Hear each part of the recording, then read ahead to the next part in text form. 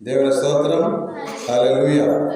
ఎంతవరకు దేవుడు అపార కృపతో ప్రేమతో 2020 సంవత్సరం నవంబర్ నెల 16వ తారీఖు మనం 33 సామాన్య ఆదివారం ఉన్నాం. అలాగే 16వ తారీఖు ఈ నవంబర్ నెల. ఈ ప్రత్యేక సమయంలో మనం దేవుని యొక్క శక్తిని గ్రహించటానికి, దేవుని యొక్క ప్రేమ తెలుసుకోవడానికి ముఖ్యమైన కొన్ని సంఘటనలు మనం బైబిల్లో మనం చూస్తాం. అంటే యేసు ప్రభు గురించి నీకు అర్థం కావాలంటే ప్రధానమైనటువంటి సత్యాలు ఉన్నాయి. అవి అర్థమవుతే నీకు బైబిల్ అర్థమైనట్టే. గత కాలంలో మనం ప్రధాన పుణ్యములన్నీ 3. ఒకటి విశ్వాసము, రెండవది నిరీక్షణ, మూడవది ప్రేమ. గత కాలం చూసినటువంటి వాక్యాలు మనం మొదటి కొరింథీ పత్రికలో 13వ అధ్యాయం 13వ వచనంలో మనం చూస్తున్నాం.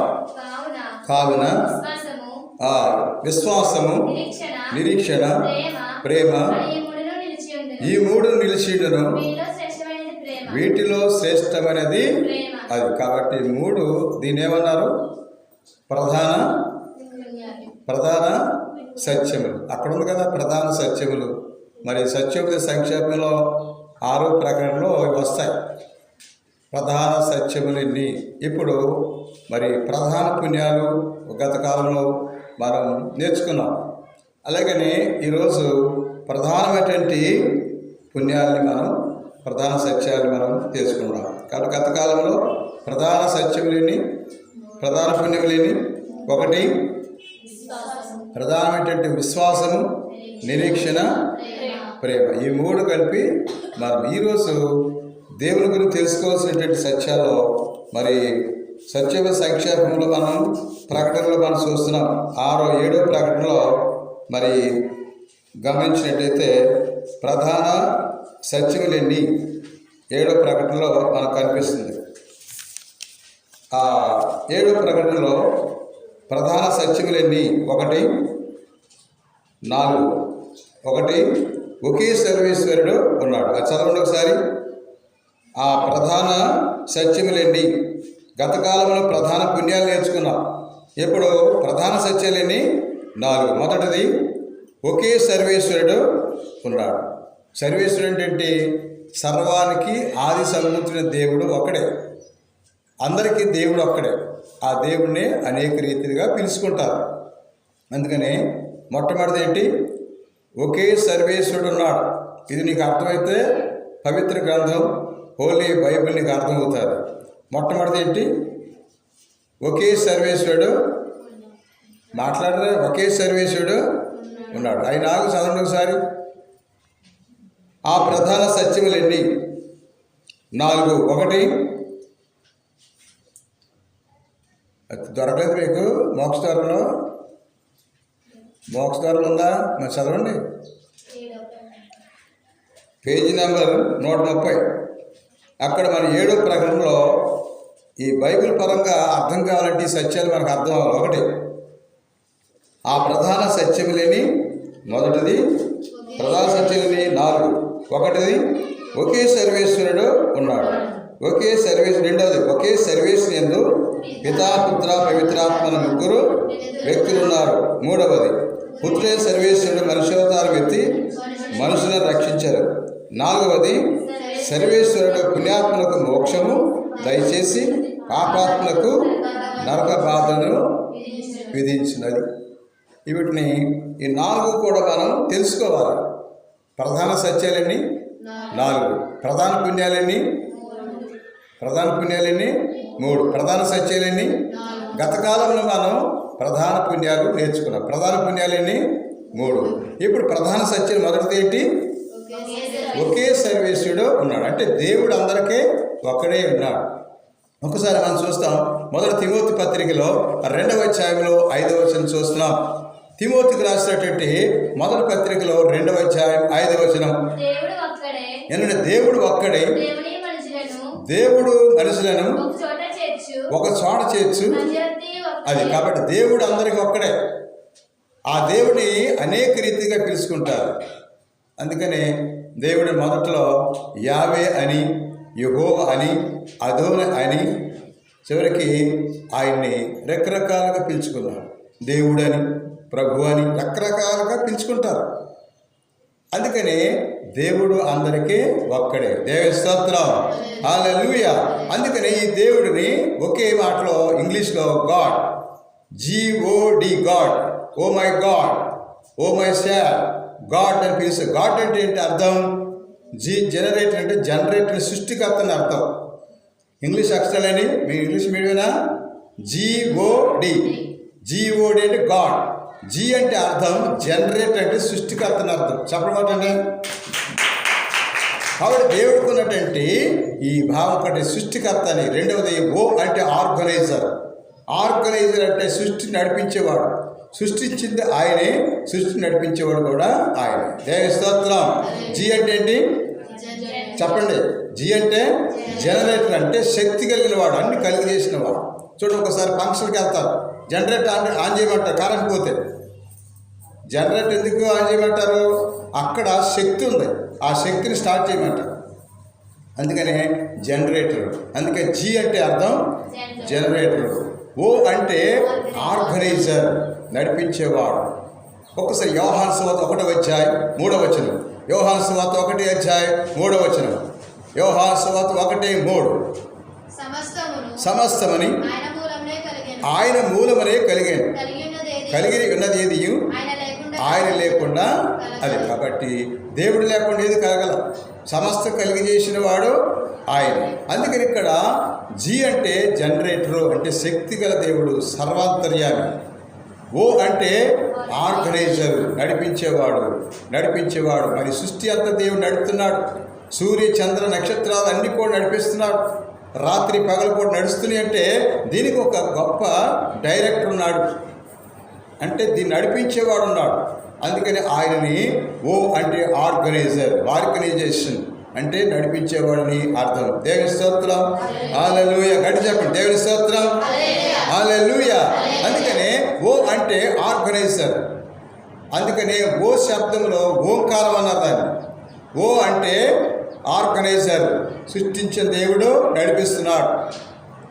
మూడవ అక్షరం ఏంటి? డి అంటే డిస్ట్రాయర్, అంటే శుద్ధి చేసేవాడు, పవిత్రపరిచేవాడు.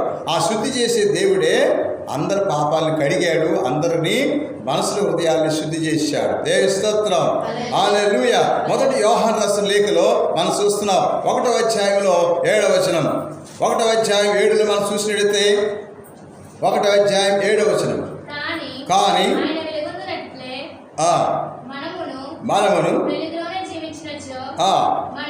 మనమును అన్యోన్య సహవాసం గలవారి అగునట్లు యేసు రక్తం మనలను పాపము అన్నిటి నుండి. దేవుని స్తోత్రం. అందుకనే ఆ దేవుడు, ఆ ప్రభు పరిశుద్ధ రక్తం సిందించాడు, శుద్ధి చేశాడు, డిస్ట్రాయర్. ఇప్పుడు చాలా డిస్టిల్ వాటర్ అంటున్నారు. అంటే ఏంటి? మంచి వాటర్, మినరల్ వాటర్ అంటున్నారు. పవిత్రపరిచి వాటిని ఫిల్టరింగ్ చేసిన దాని వాటర్ని ఈనాడు చాలామంది మురిగినీళ్ళు తాగటానికి ఎవరు ఇష్టపడతారు? డిస్ట్రాయర్, శుద్ధి చేసేవాడు. ఏం శుద్ధి చేస్తాడు? మన మనసుల్ని, మన హృదయాన్ని పవిత్రపరిచేవాడు దేవుడు. దేవుని స్తోత్రం. ఎఫెసీ పత్రిక, ఎఫెసీలకు రాసిన లేఖలు 5వ అధ్యాయంకి వెళ్ళినట్టయితే దేవుని వాక్యం ఇలా సెలవిస్తుంది. 5వ అధ్యాయం 26-27 వచనం. ఆమెను వాక్కుతో కడిగి శుద్ధి చేసి పవిత్రపరిచి ఆయన అట్లు చేశాను. అంతేకాని మచ్చ కానీ ముడత కానీ ఏది కానీ లేకుండా ఆమెను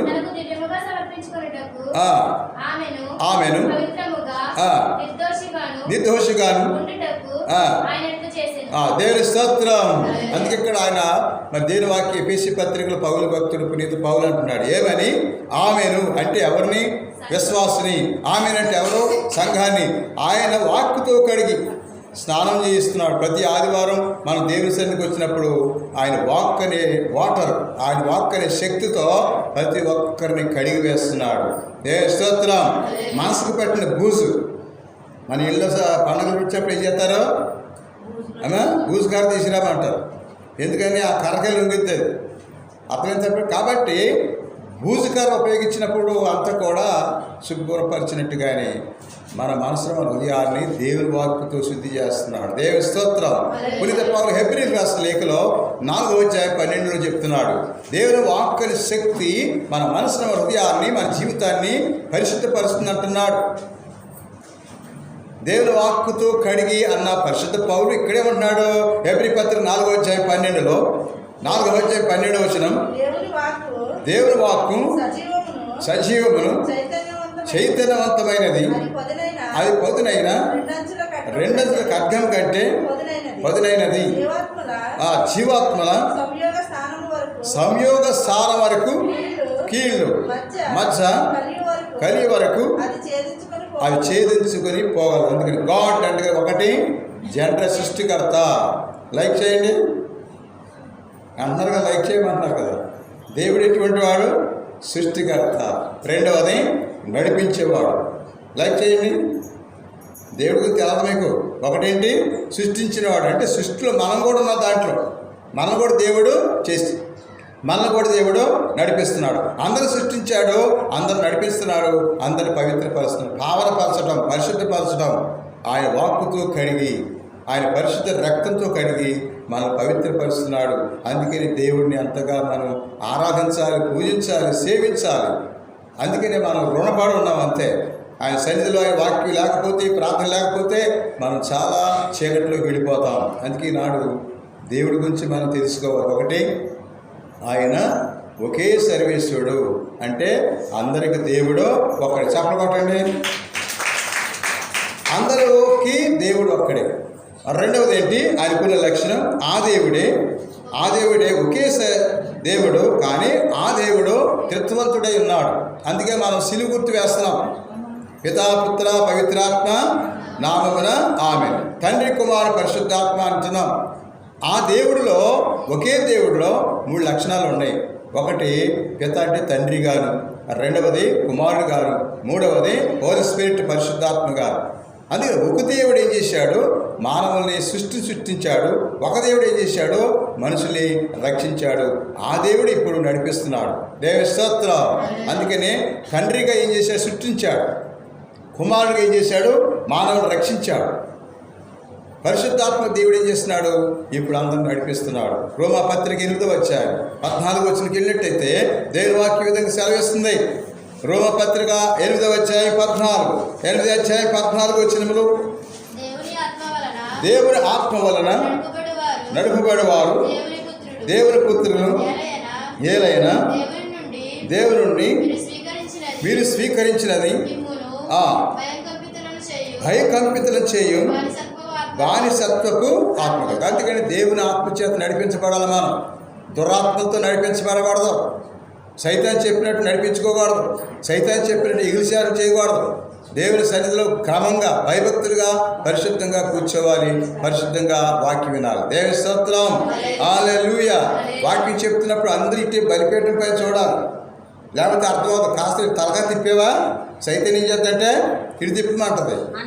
ఏం చేస్తే మనసునే డైవర్ట్ చేస్తుంది.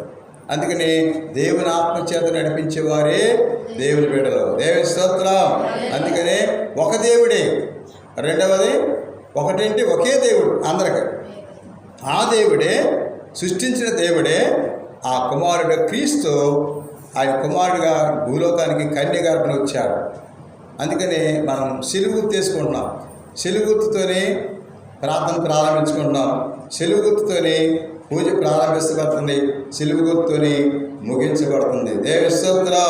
అలాగే మనం సిలువ గుర్తు చేస్తున్నాం. పిత పుత్ర పవిత్రాత్మ నామమున ఆమేన్. కాబట్టి పిత అయిన దేవుడు కానీ తండ్రిగా అన్ని సృష్టించాడు. మనకు కావాల్సిన సృష్టించాడు. రెండోది కుమారుడు ఏం చేశాడంటే ఆదాములో చేసిన పాప ఫలితంగా మానవుడికి సంక్రమించినటువంటి ఆ పాపాన్ని విముక్తి చేయటానికి కన్యగర్భ భూలోకానికి వచ్చాడు. అందుకని ఎందుకు మనం సిలువ గుర్తు వేయాలి అంటే, ఇందుకే మానవుని రక్షించడానికి దేవుడు ఎన్నుకున్న సాధనం ఏంటి? సిలువ. దేవుని స్తోత్రం. అపోస్తుల చర్యలో 2వ అధ్యాయం 36 చదివినట్టయితే, అపోస్తుల కార్యములో 2వ అధ్యాయం 36 మాట్లాడుతున్నాడు పునీత పేతురు గారు యెరూషలేములో. 2వ అధ్యాయం 36 నుండి మీరు సిలువపై చంపిన ఈ యేసుని దేవుడు క్రీస్తుగాను నియమించాను కనుక వీరిని ఇశ్రాయేలు జనులందరూ తప్పనిసరిగా దేవుని స్తోత్రం ప్రతి ఒక్కరు తెలుసుకోవాలి. మీ సిలువపై క్రీస్తుని చంపబడిన క్రీస్తే అందరికీ దేవుడు అయ్యారు. అందుకే ఫిలిప్పీ పత్రిక 3వ అధ్యాయం మనం చూసినట్లయితే 18వ వచనంలో మాట్లాడుతున్నాడు. ఫిలిప్పీలకు రాసిన లేఖలో 3వ అధ్యాయం 18వ వచనం 3వ అధ్యాయం 18వ వచనంలో అక్కడ మనం చూసినట్లయితే సిలువకి శత్రువులు ఉన్నారట. అందుకే అంటున్నాడు, సిలువ ఎవరైతే సిలువ గుర్తుని గుర్తించారో, సిలువ వేసుకోవడం సిగ్గుపడతారో, భయపడతారో వాళ్ళు దేవునికి శత్రువు అని పునీత పౌలు చెప్తున్నాడు. 3వ అధ్యాయంలో మనకి 18వ వచనం మాట్లాడుతున్నాడు. ఏమని? గట్టి చదవాలి, అలా కాదు, గట్టిగా ఎత్తు, స్వరం ఎత్తు. క్రీస్తు శిలువ మరణమునకు, క్రీస్తు శిలువ మరణముకు శత్రువులుగా జీవించేవారు చాలు. కాబట్టి ఎవరికన్నాడు? సిలువకు శత్రువులు అంట. యేసు ప్రభు వాక్యం చెప్తారు, వాక్యం వింటారు, వాక్యాన్ని బోధిస్తారు, బాగానే ఉంటుంది. కానీ సిలువ గుర్తు అనేటప్పటికీ వాళ్ళకి భయమేత. మానవుని రక్షించడానికి దేవుడు ఏమనుకున్నాడు? సిలువెత్తుకున్నాడు. దేవుని స్తోత్రం. మరి సిలువేయటానికి నువ్వు ఎందుకు భయపడుతున్నావు? ఆ సిలువెత్తి ఎవరంటే రోమన్ క్యాథలికులు ఎత్తారు, పితా పుత్ర పవిత్రాత్మ అని అంటారు. మరి దీంట్లో ఏం చెప్తున్నాడు? ఎవరైతే ఆ సిలువను వాడరో, ఆ సిలువను ఉపయోగించారో ఏమవుతున్నారో? సిలువకి శత్రువు.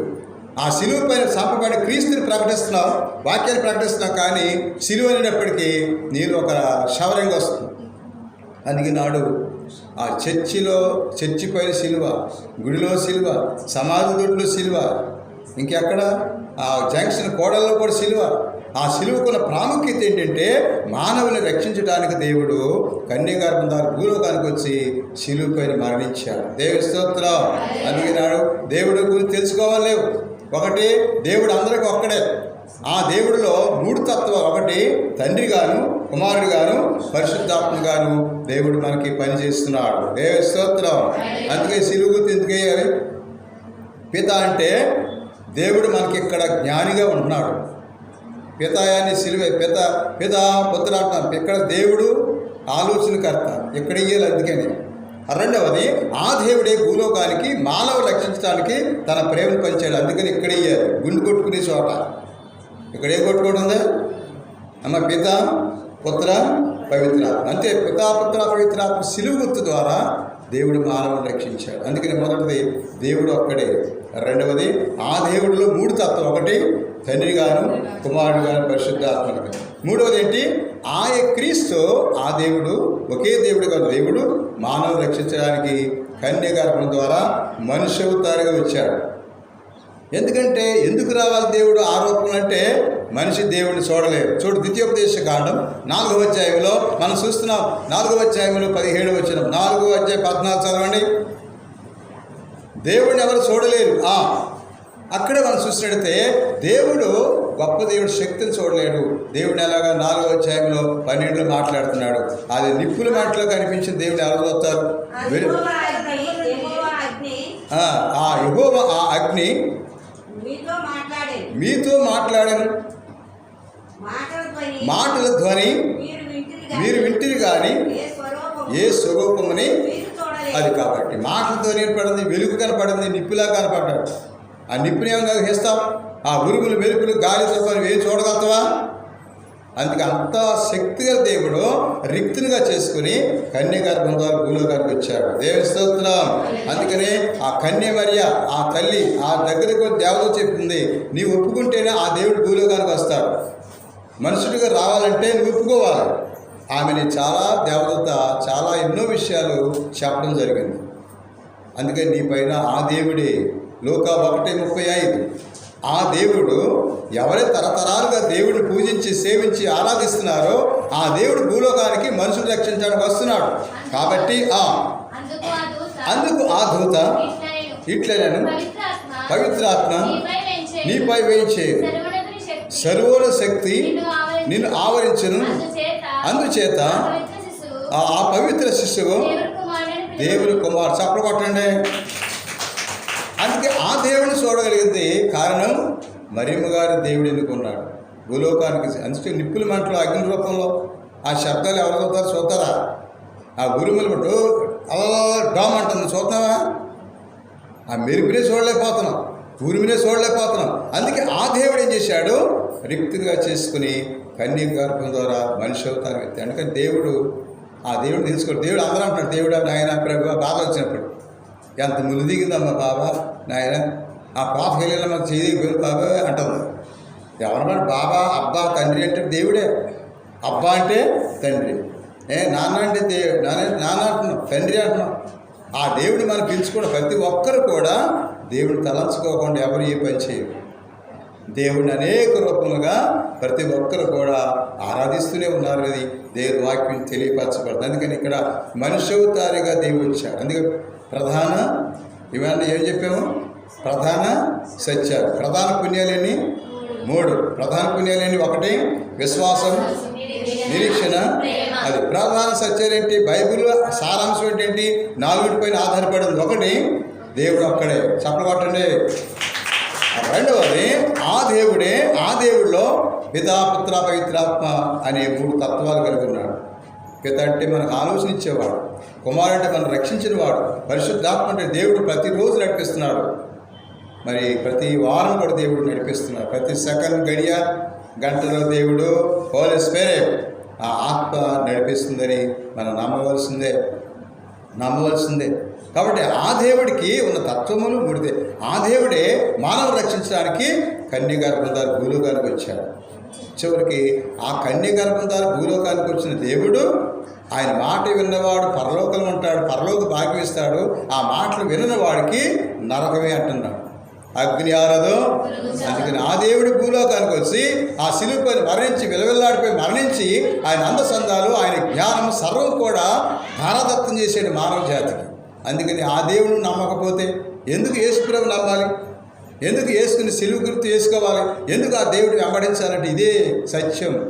ఆ దేవుడే భూలోకానికి వచ్చాడు. చెప్పాడు అమ్మ. ఎన్ని సంవత్సరాలు చెప్పాడు? అప్పుడు 33 సంవత్సరాలు చెప్పాడు. చెప్పినా కానీ మనుషులు ఎంతవరకు మారారు? ఆ చెప్పినప్పుడు ఏమన్నారు? సిలువేయండి అన్నారు. ఆ సత్యం బోధించినప్పుడు సిలువేసి చివరికి వీళ్ళు పగ తీర్చుకున్నారు, వీళ్ళు అనుకుని నెరవేర్చుకున్నారు. కానీ యేసుప్రభు చనిపోయి మరలా తిరిగి లేచారు. దేవుని స్తోత్రం. ఆయనే దేవుడు. ప్రభు అన్నాడు ఏమని? యోహాను సువార్త 8వ అధ్యాయం 12వ వచనం. ఈ సత్యాలు మనం ప్రతి ఒక్కరు తెలుసుకోవాలి. యోహాను సువార్త 8వ అధ్యాయం 12వ వచనం.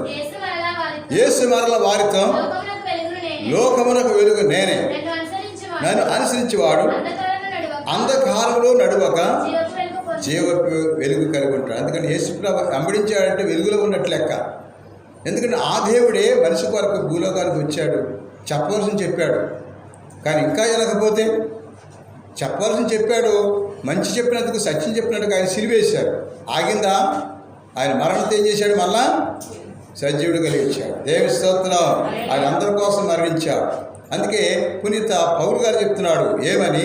2వ కొరింథీ పత్రికలో ఈ విషయాలు మనం చూస్తున్నాం. 2వ కొరింథీ పత్రికలో మరి చదివినట్టయితే 5వ అధ్యాయము 15వ వచనం.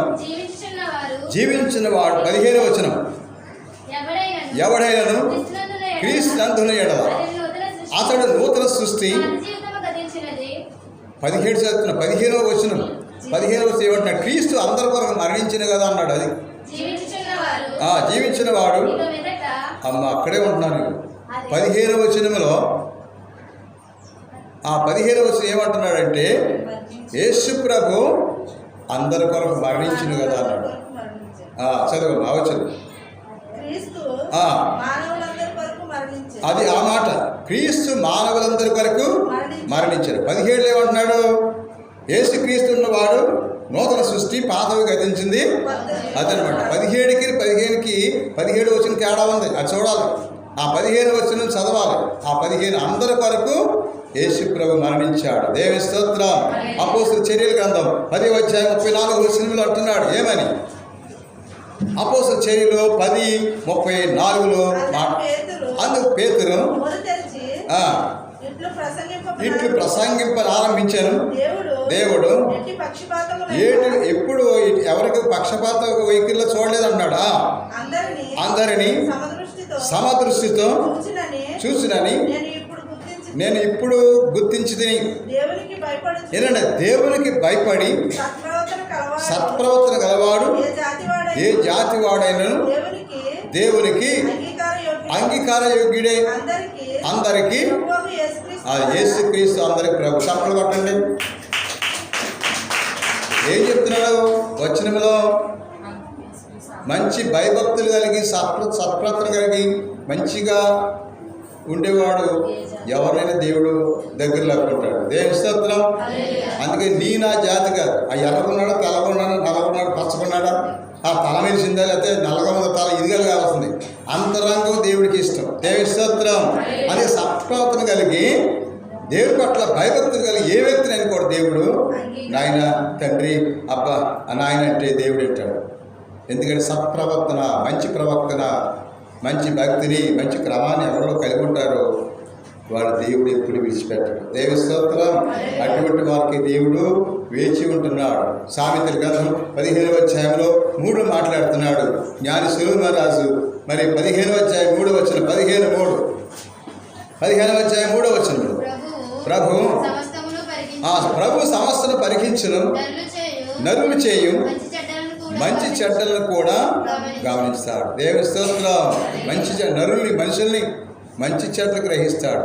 చూడండి, మంచివారిపైన చెడ్డవారిపైన కూడా వర్షం వస్తుంది. చూడండి, మంచివాళ్ళు చెడ్డవాళ్ళు రోడ్డు మీద వెళ్తున్నారు అనుకో, బైక్ మీద వెళ్తున్నారు, వాహనం మీద వెళ్తున్నారు. మంచివాడి మీదే వర్షం వచ్చి చెడ్డవాళ్ళ మీద ఏమైనా వర్షం రాకుండా మారుతుందా? వర్షం అందరి మీద చూసారు. దేవుడికి ఇప్పుడు పక్షపాతి కాదు. అలాగే సూర్యకిరణాలు ఉన్నాయి, ఎండ వస్తుంది. మంచివాళ్ళ మీదే ఎండ వచ్చి దేవుడిని అంగీకరించిన వాళ్ళకి ఆ ఎండ మానితే అలాగే దేవుడు పక్షపాత వైఖరి. అందుకని దేవుడు ఎప్పుడే ప్రతి మనిషి మారాలని కోరుకుంటాడు. అందరికీ యేసు ప్రభు రక్షకుడు. అందుకని క్రీస్తు యేసు లోకానికి ఎందుకు వచ్చాడంటే రక్షించడానికి కోసం. అందుకని ఆయన చెప్పిన మాటలు 365 రోజులు 52 ఆదివారాలు ఎవడైతే క్షుణ్ణంగా క్రమంగా ఆయన వాక్యాలు వింటాడో వాడికి ఇచ్చే బహుమతి ఏంటంటే పరలోక భాగ్యం. దేవుని స్తోత్రం. రోమపత్రిక పరలోక రాజ్యం అంటే ఏంటి? పునీత పౌలు చెప్తున్నాడు. రోమపత్రిక 14వ అధ్యాయం 17వ వచనం, 14-17 అక్కడ మనం చూస్తున్నాం. దేవుని రాజ్యం అనగా ఏదైనా దేవుని రాజ్యం అనగా తినుట త్రాగుట కాదు, పవిత్రాత్మ వశకు నీతి శాంతి అది. కాబట్టి దేవుని రాజ్యం అంటే ఇది. తినటం త్రాగటం, వండుకోవడం తినటం కాదు. దేవుని రాజ్యం అంటే ఇదే. ఇక్కడ నీవు అవే అనుసరిస్తే దేవుని రాజ్యంలో నీకు ఆ భాగ్యం ఇస్తాడు. ఆ పరలోక భాగ్యం కొరకు నిత్యం మనం ప్రతి మనిషి కష్టపడవలసిందే. ఈ శరీరాన్ని పోషించడానికి ఆకలి ఉన్నది కదా, దీన్ని పోషించడానికి మనిషి ఏదో కూలిపోయిన వ్యవసాయమో లేదా బిజినెస్ లేకపోతే ఉద్యోగం ఏమైనా చేసుకుంటూ వెళ్తున్నాడు. కానీ దీన్ని పోషించడానికి, కానీ ఆత్మను పోషించడానికి ఏం చేస్తున్నావు? అందుకే ఆత్మను పోషించడానికే వారానికి 1 రోజు. మన శరీరాన్ని పోషించడానికి ఎన్ని రోజులు? 6 రోజులు. అవి సరిపోతలేదు. అవి సరిపోక చాలామంది ఆదివారం వాడేసుకుంటున్నారు. కానీ చూస్తాడు దేవుడు, సమస్తను దేవుడు పరీక్షిస్తున్నాడు. దేవుని స్తోత్రం. అందుకని ఆయన కొరకు నువ్వు ఎన్ని గంటలు కష్టపడుతున్నావు ఈ లోకంలో, ఆయన కొరకు నువ్వు ఎంత కృషి చేస్తున్నావు, ఎంత శ్రమిస్తున్నావో దేవుడు చూస్తున్నాడు. అందుకే నాడు ఈ జీవితాన్ని శక్తివంతంగా మార్చిన దేవుడు మన పట్ల ఉన్న ప్రేమతో నరావతారిక కన్యగర్భంలో మనుషుడిగానే పుట్టాడు. మనుషుడిగా పుట్టి ఆయన పాప దోషాలన్నీ కూడా శిలువ మరణం చేత అని అంతం చేసి ఆయన పునరుత్థానుడి పరలోకానికి వెళ్ళాడు. అందుకని ప్రతి వ్యక్తి ఈ ప్రధాన సత్యాలు తెలుసుకోవాలి. ఈ ప్రధాన సత్యాలు తెలుసుకోకపోతే బాప్తిస్మం ఇవ్వకూడదు. ఈ ప్రధాన సత్యం తెలుసుకోకపోతే రొట్టెని ఇవ్వకూడదు, దివ్యశాస్త్రసారం ఇవ్వకూడదు. ఈ ప్రధాన సత్యాలు ఇవ్వకపోతే సంఘ సభ్యత్వం కూడా ఉండదు.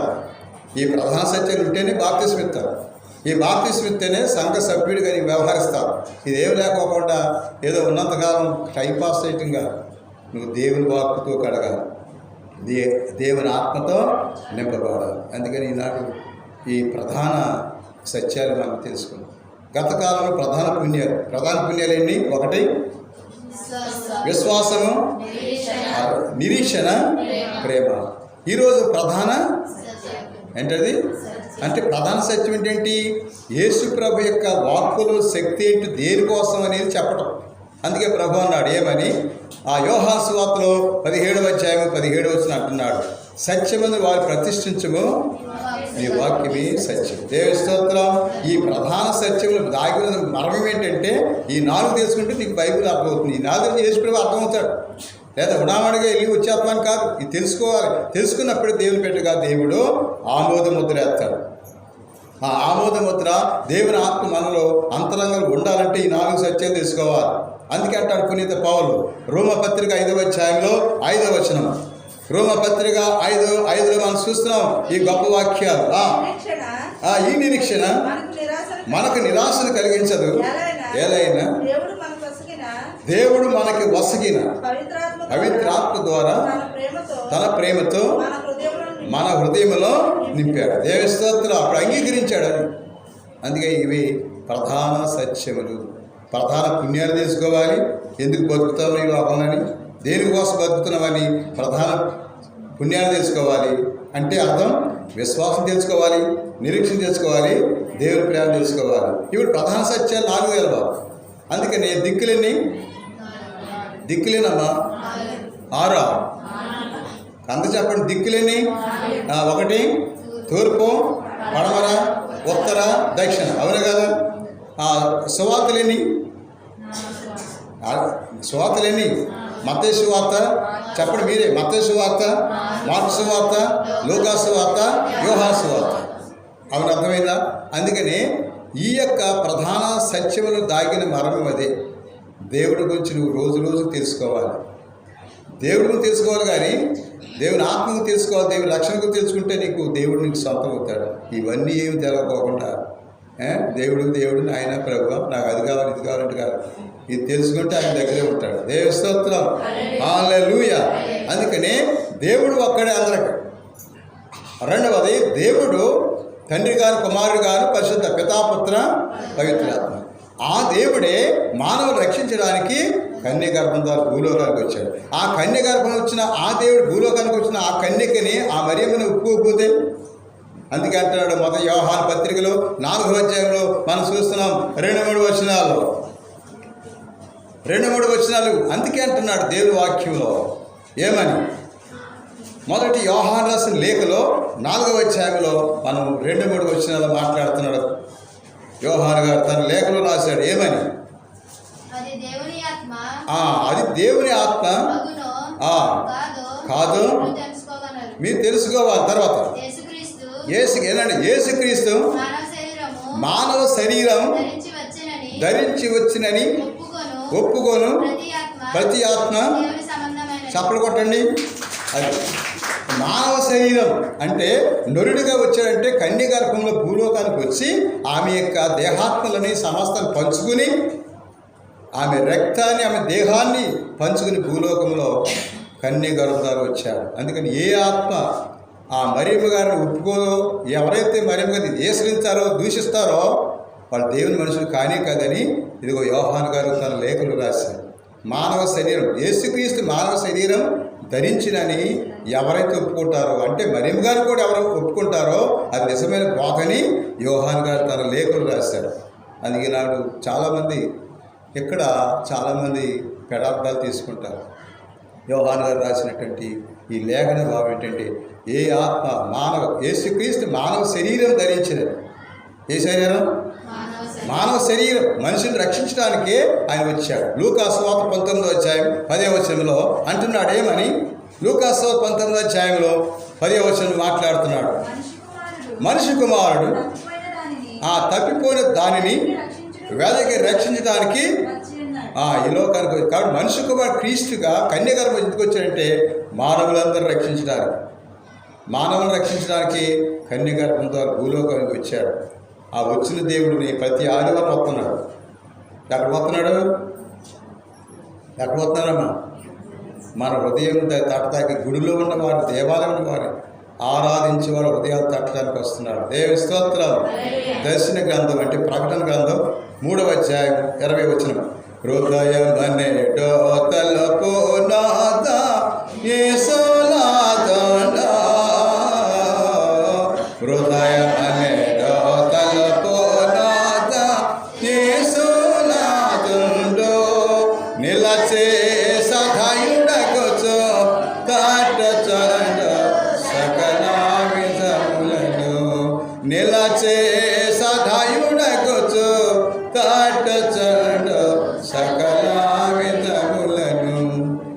పరుని పోలే నిలచున్నాడు పరికించి చూడ, పరుని పోలే నిలచున్నాడు పరికించి చూడు. అతడు పరుడు కాడు రక్షకుడు ప్రాణ స్నేహితుడు, అతడు పరుడు కాడు రక్షకుడు ప్రాణ స్నేహితుడు. హృదయమనే తలపోనాద యేసునాథన, హృదయమనే తలపోనాద యేసునాథుడు. నిలచే సదయుడగచ్చు తట్టుచుండు సకల.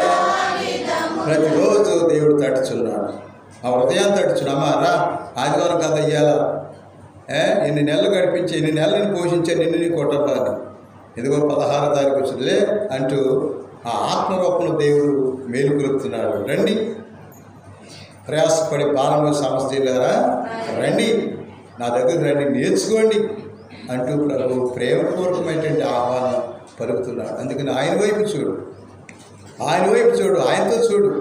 ఆయన మాటలు విని విశ్వాసిగా, భక్తురాలుగా, భక్తుడిగా మరి నీవు ఈ లోకంలో జీవించమని దేవుడు ప్రేమపూర్వకమైన సందేశం ఇస్తున్నాడు. అందుకని నువ్వు దేవుని తెలుసుకోకుండా నువ్వు ఎటు చూసినా ఎటు పెరిగెత్తున్నా ఈ సత్యాలు తెలుసుకుంటేనే దేవుడు మనకి మన ఆ ఓపెన్ హార్ట్, ఆయన హృదయం నుంచి కాల్చిన రక్తదారుల ప్రభావమే, ఆ ప్రభావమే ప్రధాన సత్యాలు. అదే మనం చూస్తున్నాం. యోహాను సువార్త మనం 19వ అధ్యాయం 34వ వచనం మనం చూస్తున్నాం. యోహాను 19:34లో ఆయన మాట్లాడుతున్న ఏమని జరిగింది? యేసు ప్రభుని ఒక సైనికుడు ఆ బల్లెంతో పొడిచాడు. అయితే సైనికులు ఒకడు ఆయన ప్రక్కని బల్లెంతో పొడిచారు. వెంటనే రక్తము నీరు అది కాబట్టి శ్రవించింది, కారిందంట. అందుకే దేవుడిని తెలుసుకోవటానికి దేవుడు లాస్ట్ అండ్ ఫైనల్గా ఒక ఛాన్స్ ఇచ్చాడు మనిషికి. ఆ సైనికులు ఇచ్చాడు, బళ్ళెంతో పొడిచాడు. ఆ హృదయంలో కాచిన రక్తదారుల యొక్క సారాంశం ఏంటి? ఇదే, దేవుడు అందరికీ ఒక్కడే. ఆ దేవుడే తండ్రిగా, కుమారుడిగా, పరిశుద్ధాత్మగా, పితాపుత్ర పవిత్రాత్మ దేవుడిగా మనకు ప్రత్యక్షం చేసుకున్నాడు. ఆ క్రీస్తుగా నరావతార కన్యగర్భన భూలోకం వచ్చాడు, మన కొరకు చనిపోయాడు, సిలువపైన బాధలను విధించాడు. మనుషులు రక్షించడానికి 40 రోజులు ప్రిపరేషన్ చేసుకున్నాడు, 40 రోజులు ఉపవాసం చేశాడు, ప్రార్థన చేశాడు. సైతాన్తో, లోకానికి, శాపానికి, పాపానికి, మరణానికి లొంగకుండా జయశీలుడిగా చనిపోయి తిరిగి లేచాడు. ఆ తిరిగి లేచిన రోజుని మనం ఆదివారంగా కొనియాడుతున్నాం. చప్పలు కొట్టండి. మరి ఎంత గొప్ప రక్షణ నువ్వు నిర్లక్ష్యం చేస్తే హెబ్రీ పత్రికలు అంటున్నాడు, ఇన్ని జరుగుతున్నా కానీ, ఇన్ని జరిగినా కానీ నువ్వు ఇంకా దేవుడు తెలుసుకోకపోతే ఏమనుకోవాలంటున్నాడు. 2వ అధ్యాయము 5వ వచనంలో మాట్లాడుతున్నాడు. ఇంత గొప్ప రక్షణ నీవు నిర్లక్ష్యం చేస్తే నువ్వు ఎలా తప్పించుకుంటావా? తప్పించుకోకపోతే ఇప్పుడు ఏం చేస్తున్నాడు? మంచివాడికి పరలోక రాజ్యం ఇస్తున్నాడు. ఆయన అంగీకరించిన వాళ్ళకి నరకం, అక్కడ అగ్ని ఆరదు, పురుగు చావు. అందుకని అగ్ని పురుగు చావు అంటే ఎప్పుడు కూడా ఆత్మ ఈ భూలోకం 10 సంవత్సరాలు తిరిగితే ఆత్మ, కానీ తదుపరి ఆయన విధించిన శిక్ష అగ్ని ఆరదో, పురుగు చావు. అలాగే యేసు ప్రభుని ఈ సత్యాలు తెలుసుకున్న వాడికి మరణశిక్ష లేదు, అంటే మరణమే లేదు అంటున్నాడు పునీత పౌలు రోమపత్రిక 8వ అధ్యాయం. అందుకే ఈ సత్యాలు తెలుసుకోవడానికే మనం దేవాలయానికి రావాలి, ఆయన వాక్యాలు వినాలి, లోబడాలి, విధేయించాలి. రోమా 8:1 రోమపత్రిక 8వ అధ్యాయం 1వ వచనంలో క్రీస్తు యేసుతో ఏకమై జీవించే వారికి ఏ దండనే శిక్ష లేదన్నాడు పునీత. అందుకే క్రీస్తులో జీవించేవాడికి, క్రీస్తుని వెంబడించేవాడికి, క్రీస్తు వాక్యం విన్నవాడికి ఇంకా శిక్ష కొట్టివేయబడింది అన్నాడు. అలాగే నాడు ఎంత భాగ్యం మనకి. ఆయనతో ఉంటే, ఆయనలో జీవిస్తే, ఆయన మాటలు కనుగొంటే, అన్వేషిస్తే ఈ ప్రధాన సత్యాలు తెలుసుకోకుండా నేను భక్తురాలని, విశ్వాసుని, ఓడంతా నేను కూర్చోట కదా అని తెచ్చిపోతాను, అలా అట్టుకొడిస్తున్నారు అమ్మా, అట్టుకొడితే పిల్లలు కొడుతున్నారు, పువ్వులిస్తే పుష్పలు చదువుతున్నారు, నూనె రాతే అమ్మా అందరూ కూడా మారిపోతున్నారు. ఇవన్నీ డ్రామటికల్ మైండ్, సత్యం కాదు అది. సత్యమందు వారి ప్రతిష్టము నీ వాక్యమే సత్యం. ఆ సత్యం నడచడానికి నిత్యం ప్రయత్నించండి. ఈ ప్రధాన సత్యాలు ఈ భావాలు అర్థం చేసుకుంటూ దేవుని బిడ్డ నిజమైన బిడ్డలుగా ఆయనకు సాక్షులుగా ఆయన బిడ్డలుగా జీవించే ఆ ధన్యత భాగ్యం దయచేయమని మనసారి పెట్టుకుందాం. పితా పుత్ర పవిత్రాత్మ నామమున ఆమేన్.